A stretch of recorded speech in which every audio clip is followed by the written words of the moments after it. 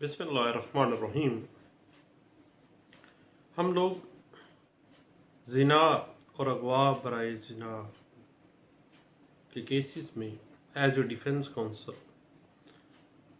گواہان پر cross examination کے حوالے سے گوزپ کر رہے تھے، گپ شپ لگا رہے تھے، تو درمیان میں چینج آف انویسٹیگیشن کا ایک معاملہ آ گیا۔ پھر چینج آف انویسٹیگیشن پہ ہم نے بات کا آغاز کر دیا۔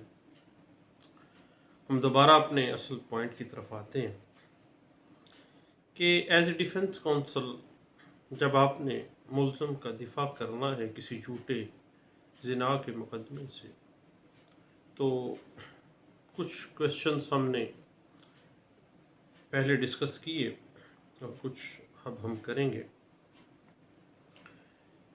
اس میں ایک بات ذہن میں رکھیے گا کہ جس وقت اغوا ہوئی ہے مغویہ، اس حوالے سے جو وقوع ہوا ہے اس سے کنسرن جب بھی آپ نے کراس ایگزامینیشن کرنی ہے تو اس میں یہ چیز ہے کہ وقت وقوع کیا ملزمان کی شکلیں عیاں تھیں یا انہوں نے اپنے چہرے ڈھانپے ہوئے تھے جب وہ اغوا برائے زنا کے لیے وقوع کرنے آئے تھے۔ اس کے بعد بنیادی مقصد یہ ہے کہ گواہان کے بیانات کے اندر آپ نے اس اغوا برائے زنا کا جو وقوع ہے اس کے وقت میں، اس کی جائے وقوع میں آپ نے اختلاف پیدا کرنا ہے کہ کس حد تک وہ اختلاف آتا ہے۔ ملزم اس وقوع کے لیے کس سائڈ سے آئے، کس سائڈ سے گئے، اغوا کرنے کا جو وقوع ہے وہ کتنی دیر میں مکمل ہوا ہے، کیا وقوع کے وقت مغویہ نے کوئی ریٹیلیشن کی اور اس ریٹیلیشن کے نتیجہ میں مغویہ کا لباس پھٹا تھا، قمیض پھٹی تھی، یا جسم کا کوئی لباس عریاں ہوا تھا۔ اس کے بعد بعض اوقات معاملات الٹ ہوتے ہیں، الیج کر دیتی ہے ایک مغویہ لیکن ایسا ہوتا نہیں ہے۔ اس میں یہ سوال پٹ کر لیجئے گا کہ کیا مغویہ اپنی مرضی سے ان ملزمان کے ساتھ گئی تھی، اور کیا وہ جہاں پر وہ الیج کر رہی ہے، جس گھر میں اس کو رکھا گیا ہے، کیا وہ اپنی مرضی سے اندر باہر جاتی آتی رہی ہے۔ بعض اوقات مغویہ کے مطابق جو ملزم ہوتا ہے اس کے اپنی سراؤنڈنگز میں سے ہوتا ہے، اور بعض اوقات ایسا ہوتا ہے کہ دوسرے گواہان وقوع سے متعلق ملزم کو وہ کہتے ہیں کہ ہم نہیں جانتے تھے، جبکہ بعض گواہان سے یہ ثابت ہوتا ہے کہ وہ ملزم اسی سراؤنڈنگز کا تھا۔ بنیادی مقصد تو ہے کہ مغویہ نے جو بیان دیا اور گواہان نے جو وقوع کے متعلق بیان دیا ہے، آئیڈینٹیفیکیشن آف اکیوزڈ پرسن، اس میں کس حد تک اختلاف آپ لانے میں کامیاب ٹھہرے ہیں بطور ایک ڈیفنس کونسل کے۔ اس کے بعد مغویہ نے اس سارے وقوع کا کتنی دن تک کسی سے ذکر نہیں کیا تھا، اس بات کو ذرا پٹ کیجیے گا۔ اس کے بعد وقوع کے وقت جب اغوا کی گئی وہ مغویہ، اس نے کوئی ریٹیلیشن نہیں کیا، کوئی شور، کوئی مزاحمت، نہ کسی کو مدد کے لیے بلایا۔ اس وقت وہ چلی گئی تھی ان کے ساتھ ود کنسنٹ، بعد میں لڑائی جھگڑا ہوا تو پھڈا پڑا تھا۔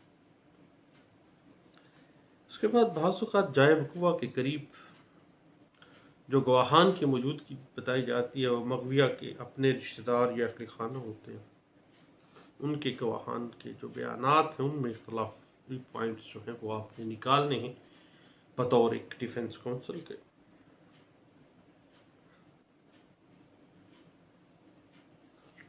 اس کے بعد بعض اوقات ایسا ہوتا ہے کہ ملزمان مغویہ کے کسی سراؤنڈنگ سے یا مغویہ کے کوئی عزیز اقارب میں سے ہوتے ہیں. اس بات کو بھی آپ نے سوال کر کے پٹ کر دینا ہے. اس کے بعد اگر وہ رشتہ داری تھی تو وہ کس نوعیت کی تھی، کوئی رشتہ داری والی نوعیت کیا تھی، کیا حالات و واقعات تھے، ان ساری باتوں کو آپ نے مغویہ سے پٹ کروانا ہے، یا وقوع کے جو گواہان ہیں ان سے آپ نے پٹ کرنا ہے ان کو. اور اگر کوئی اغوا کے وقوع سے پہلے ان کے درمیان کوئی لٹیگیشن تھی کسی قسم کی بھی، تو پھر اس کو بھی پٹ کر لیجیے گا. اس کے بعد لٹیگیشن کے علاوہ اس وقوع سے متعلقہ کوئی بیان جو کسی کو دیا گیا، کسی مجسٹریٹ کو یا کسی بھی جگہ پہ. بعض اوقات مغویہ جو ہے وہ بار بار بیان بدلتی ہے. پچھلے دنوں 164 کا بیان دیا، 164 میں بھی وہ ریٹریکٹ کر گئی تھی.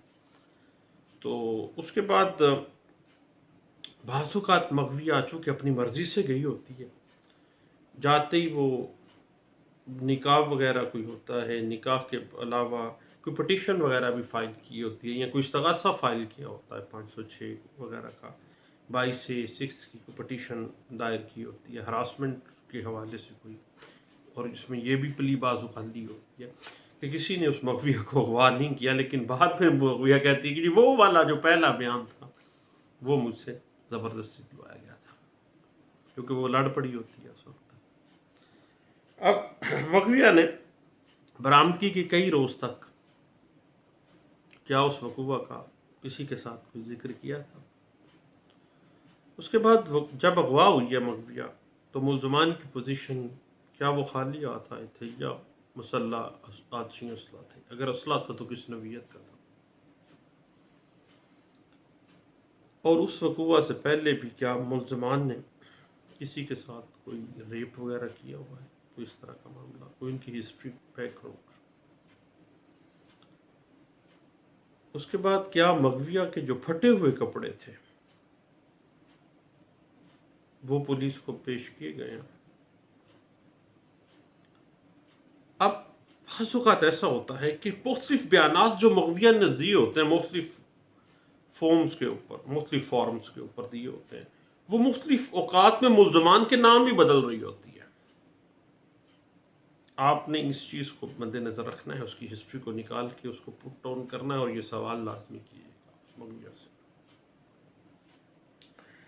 سجیشن دے دیجیے گا کہ آپ جھوٹی شہادت پھنسانے کے لیے دے رہی ہیں، ملزم بے گناہ ہے، آپ تجویز دے دیں اس کو. اس کے بعد جہاں تک مغویہ کی برآمدگی کا معاملہ ہے، وہ اس کی جو متعلقہ کراس ایگزامینیشن ہے اس میں یہ بات کہ کیا مغویہ ملزم کی عدم موجودگی میں برآمد ہوئی ہے یا موجودگی میں برآمد ہوئی ہے. جائے برآمدگی جو تھی مغویہ کا، جب پولیس نے اس کو برآمد کیا ہے تو کیا جائے مغویہ کا نقشہ بنایا تھا پولیس نے. اس کے بعد جو جائے برآمدگی ہے وہ ان ملزمان کی ذاتی ملکیتی ہے، مقبوضہ ہے یا نہیں ہے. اس بات کو آپ نے ذہن میں رکھنا ہے اور اس طرح سوال پٹ کرنا ہے. اس کے بعد یہ بات ذہن میں رکھیے گا کہ کیا برآمدگی جب مغویہ کی ہوئی یا ریپ کیسز میں، اس وقت ملزم کے کوئی خاندان کا وہاں پہ شخص موجود تھا یا نہیں تھا، یا مغویہ پرائیویٹ طور پر برآمد ہوئی ہے یا خود بھاگ کے چلی گئی تھی، یا مغویہ کو کوئی اور آدمی کمپلیننٹ پارٹی کے پاس چھوڑ کے گیا تھا، یا مغویہ خود آ گئی تھی. اس میں آپ یہ سجیسٹ کیجیے گا، سجیشن دے دیجیے گا مغویہ کو بھی یا برآمدگی کو، اگر کوئی گواہ ہے کہ وہ جھوٹی شہادت دے رہا اور پولیس سے ساز باز کر کے برآمدگی سے متعلقہ غلط اور بے بنیاد کارروائی جو ہے وہ کی گئی ہے۔ اب زنا کیسز میں یاد رکھیے گا کہ اگر سیمن گروپنگ کی رپورٹ عدالت میں پیش نہیں کی گئی اور آپ نے یہ سوال پٹ کر کے بات نکال لی ہے تو آپ ایک اچھے ڈیفنس کونسل ہیں، آپ جیت جائیں گے، بندہ کوئٹ ہو جائے گا۔ اس کی انٹرپریٹیشن دیکھیے گا 2012 PCRLJ پیج 437 کے اندر۔ اس کے بعد کمپلیننٹ پارٹی کو کراس ایگزامن کر کے آپ یہ چیز نکالیے گا کہ وقوع جو اغوا کا ہے یا جو وہ ریپ کا الزام لگا رہے ہیں ان کا کوئی چشمدید گواہ نہیں ہے۔ کراس ایگزامینیشن میں اس بات کو پٹ کریں، سامنے لیں، ملزم اکویٹل میں چلا جائے گا۔